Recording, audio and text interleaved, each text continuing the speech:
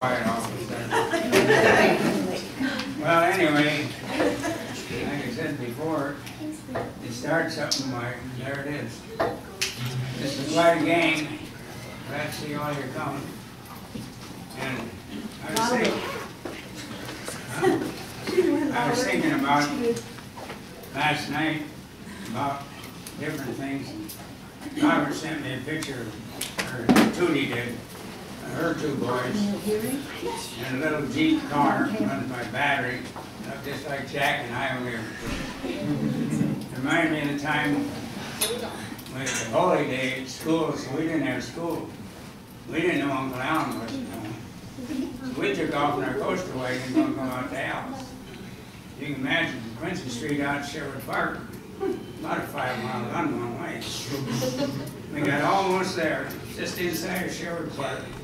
Some lady hollered at us. She says, "You lawn boys?" "Yeah." "Come in and call your mother."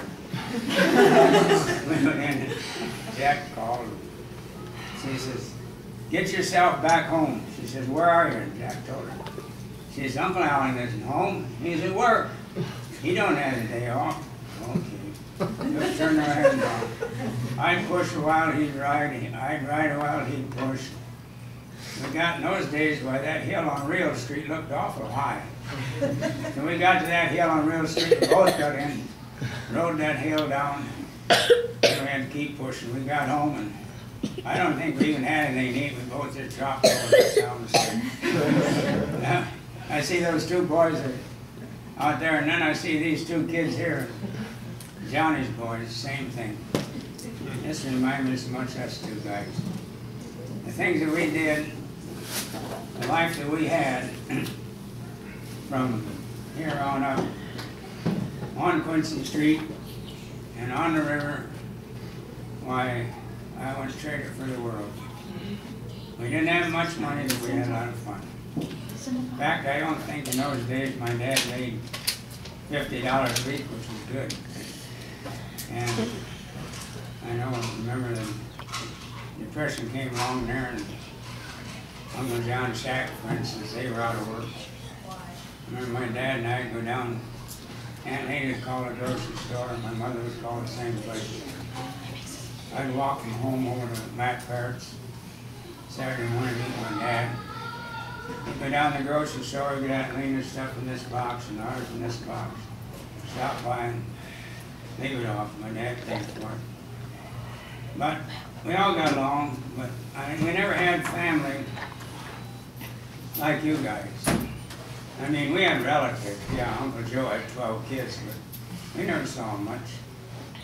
And once in a while, we'd get together and go up to Bute's house for Sunday dinner, you know. And Grandpa Kurt sitting there in his big leather chair.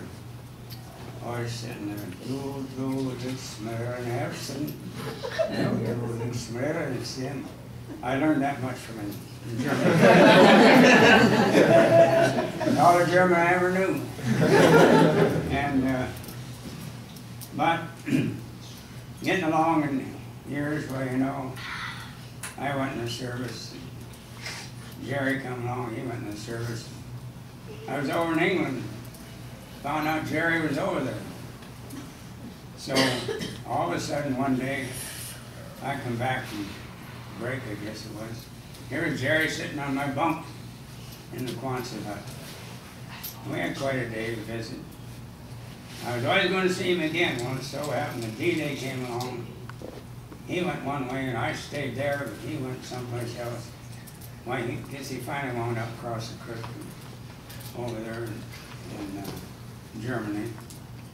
And but when it come time the war was over, why, they sent me down to London for 6 weeks, detached service, working the key punch machine. I never found out till years later I was typing up a roster of names for the guys that come home when the Queen married. Well, after I left there in London, another guy come in and did the same thing, and he got my name on that one. So I got out of there in December of '45. But it was years later that we went to lawyer here a few years ago, 5 or 6 years back.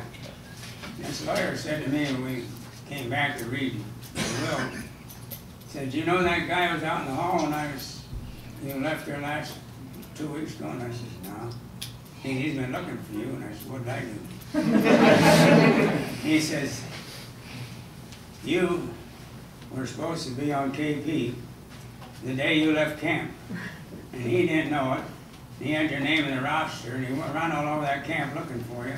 So he had to peel potatoes in your place. So anyway, the funny thing about that was, a couple months after that, I went over to the senior luncheon across the street. I go there sometimes and pick up lunch for Julie and I. Or this particular day, we were going to eat Christmas or Thanksgiving dinner. I was sitting at like on the end of the table here and sitting back and moving from his chair around, sitting there looking right at me. He said, you don't remember me? And I said, no, I'm so-and-so. He says, I've been looking for you for this 45 years. And now I got a few potatoes. To tell you the truth, I don't even know the guy's name today. But I went in the Army weighing around 140 pounds. I came home weighing 165. But I gained all that weight the last month and a half in this camp waiting for the place on Queen Mary, because in our Quonset hut we have 3 former cooks waiting to go home just like me. So we never had without food. We'd go to our 3 meals.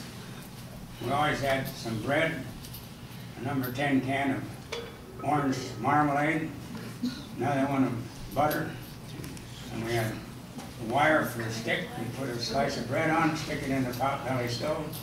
We had toast and jelly. No wonder you eat 1 pound. 165 pounds, never weighed that since. And see why 14 kids wore me down.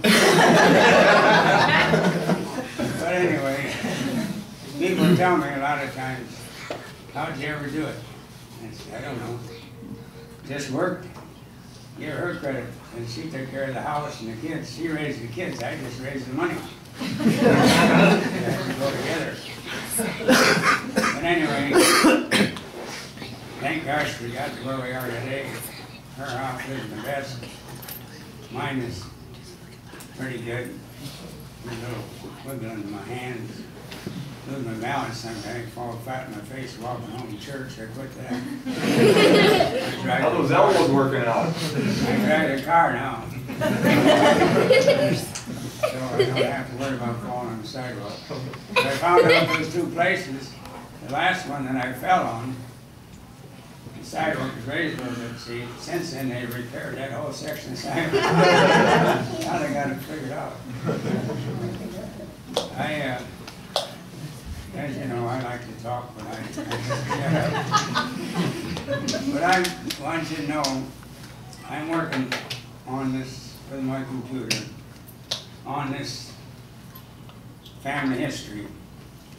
And there's one thing she don't like to have me say this, but I find out that our family goes back on the German side by the name. The name is different. It goes back on the German side. I got it back to 1615. And I can't find the LOWN going the other way that ties into any of our family. But I'll keep playing with it. And if I get the mess up, all I got to do is call Greg. Get the computer straightened out. He can go for oatmeal every Wednesday morning. 9 times out of 10, I have to ask him something about the computer. I stumped him a couple weeks ago. He couldn't figure what the hell I did wrong, and neither did I. But since then, I think I found it out. But I could sit down at the computer and forget where I'm at, and I can, oh my gosh, 2 hours gone here, I better look and see what else has to be happening. But anyway, guys, thanks for coming. You only get 90 once, we'll see you in 10 years.